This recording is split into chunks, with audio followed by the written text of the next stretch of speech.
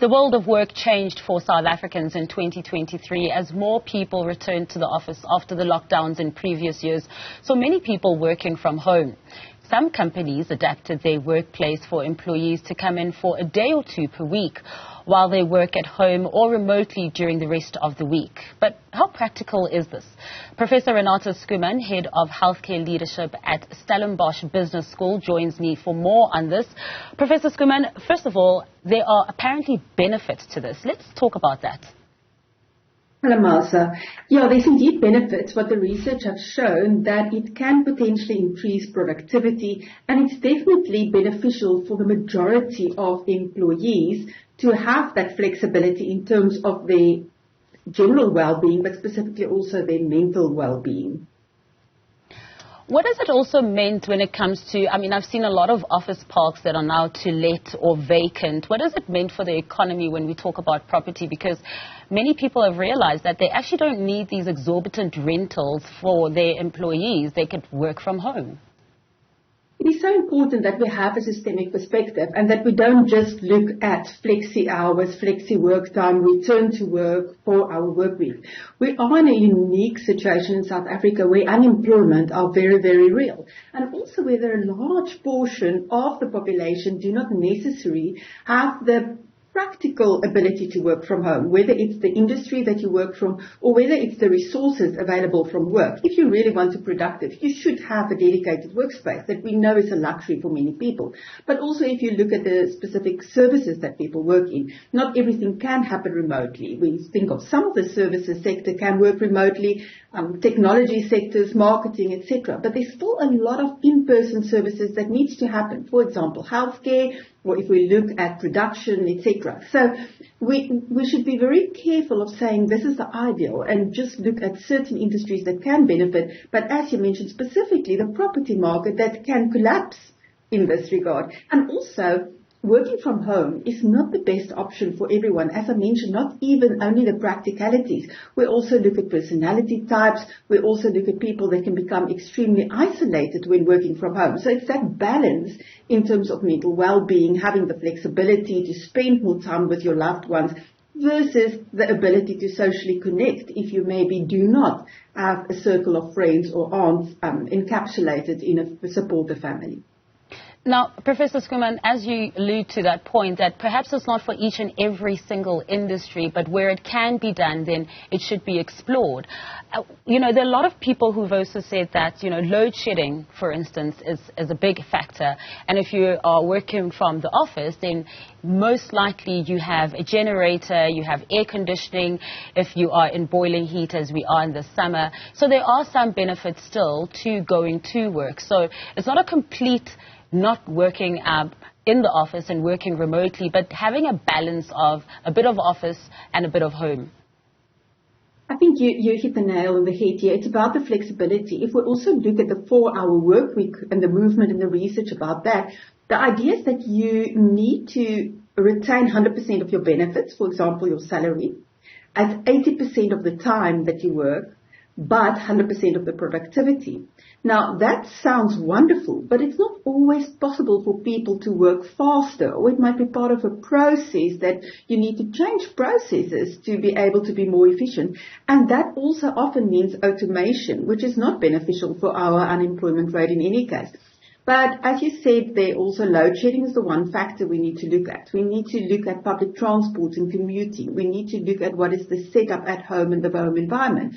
And also a potential issue that we might have, even though the 4-day work week is ideal, and I think there's many benefits, it's not always practical, and we need to look at the bigger ethical perspective of it.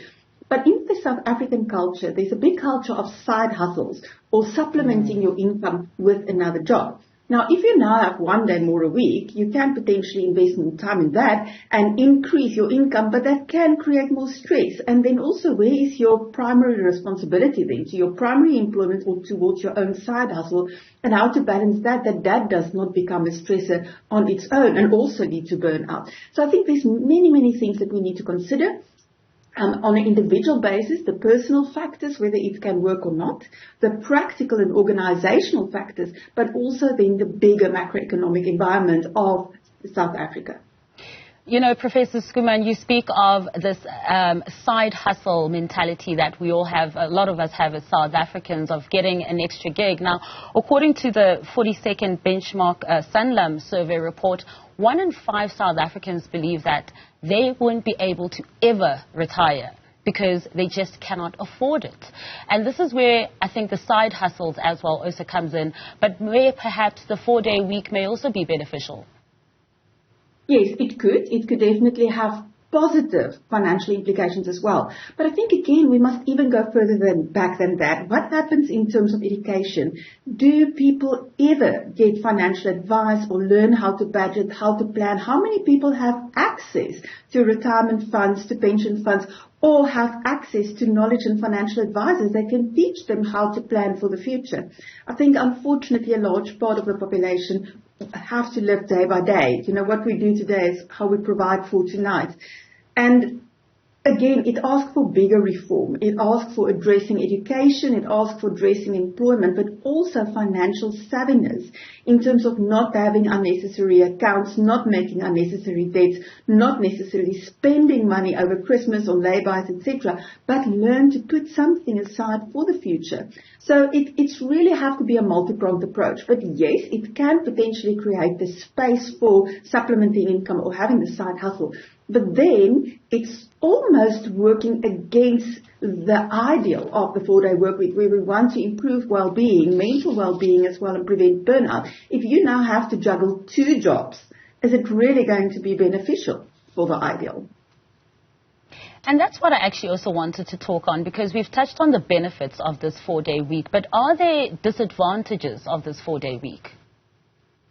So I think in general, one of the biggest factors, again, is macro-environmental in South Africa. If we want to look at making it functional, we have to look at using technology and automation to support procedures at work, which can cost jobs. The second thing is, as I mentioned, personal factors. Not everyone can work faster or more efficient. They might be paying a lot of attention to detail or have a slower processing speed, and therefore having to do the same amount in less time might actually increase their stress levels.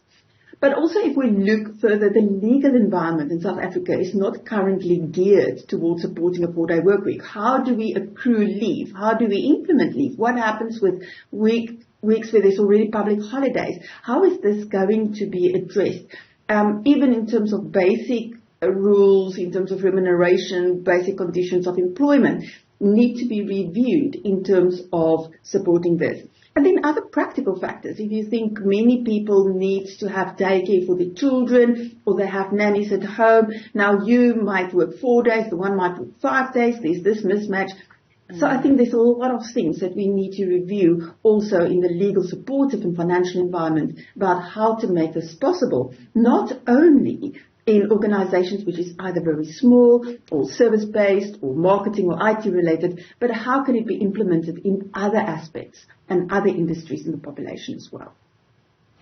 What does this mean for productivity? You make mention of public holidays, and we know that our country has quite a few public holidays. And how do we work around that? And we're always even asking for more. So, for instance, if a public holiday falls on a Sunday and then we still get the Monday off, but if you do a 4-day week, does that mean it's a long weekend where you also get the Tuesday off as well? And what does that mean for productivity? Yeah, so in general, what we saw in the research is that productivity has increased with the 4-day work week, where people felt better rested, more motivated, more efficient to get their work done, and productivity has increased, and even short-term, the turnover of the different organizations. But we do not have long-term data. We don't know if this is sustainable. And as I mentioned, not everyone have this, what we call an internal locus of control. I am self-motivated to be more productive. So for a 4-day work week to work, to be more productive, to have increased efficiency, there needs to be a huge onus, both on the employer of facilitating the processes and getting everything in place, but also on the employee, that it comes with a huge personal responsibility. And that is something that we're not very good at in South Africa. There's a sense of entitlement often, and a lack of accountability and no personal responsibility, which if that 2 basic ingredients is not there, it's not going to work. We're still in the grey area when it comes to this new 4-day week. What does it mean for remuneration? The cost of living is increasing.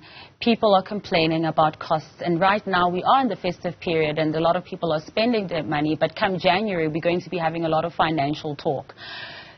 Are there any structures in place if we're having a 4-day week to say that you still need to get the same salary, if not more? Because some people find that when they are working from home, they skip out on the traffic. There's less talk around the water cooler. So as you mentioned, they are more productive, they have less distractions. So can employees then perhaps go and, this may be a little cheeky, go to their employers to say, I feel I'm entitled to a raise not only because of the increased cost of living, but because of the increased productivity when I am working from home? No, I do think that will be extremely cheeky because working from home is a privilege at this stage. You save on a lot of expenses in terms of traveling, etc.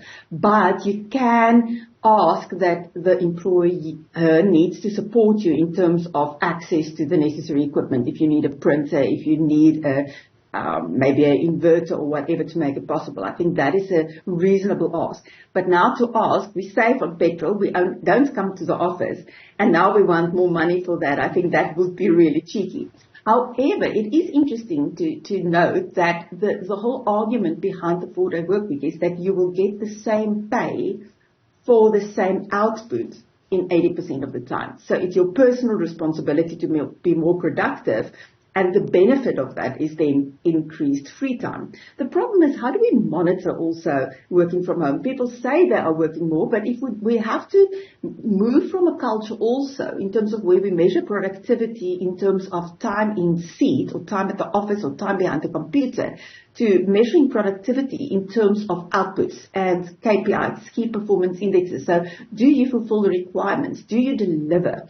And that is most likely one of the mindset shifts and practical shifts that also need to be made. It's not about whether you're at work. It's whether you do what you should be doing. Not about being busy, but being busy with business, not busyness. And then also to note that's interesting what the research shows is that the majority of the participants in the 4-day work week studies that was conducted said the benefits for them were so big that if they have to go back to a 5-day work week, they would insist on an increase of between, if I recall correctly, 25 to 50%, which is huge. But it is a balance, and for some people might want a longer work week, shorter hours, where they don't always understand, but there's also you need to deliver. And that's where there's a lot of education that needs to happen as well. It's not only about working less, earning more, having more free time, having a better work-life balance, but it's really that personal accountability of, yes, I work less hours, I want the same income, but I will deliver. You can trust me to deliver, because then employers can support this initiative. Well, very interesting. Thank you so much for sharing your insights with us. That was Professor Renata Schoeman.